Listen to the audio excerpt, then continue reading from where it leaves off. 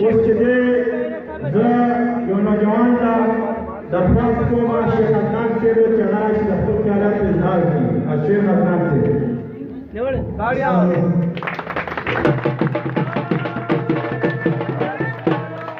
नारा पेशावर है उससे बात पेशावर में होनी चाहिए। सर आपको बहुत शुक्रिया।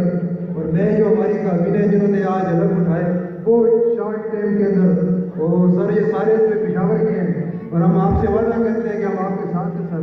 मैं सब की तरफ से शुक्र अदा करता हूँ सर आपका कि आपने इतने लिमिटेड टाइम में आप आए हमारे पास, इसके लिए हम बहुत शुक्रगुजार हैं सर। ये जगह बेशक छोटी है लेकिन हमारे दिल बहुत बड़े हैं सर।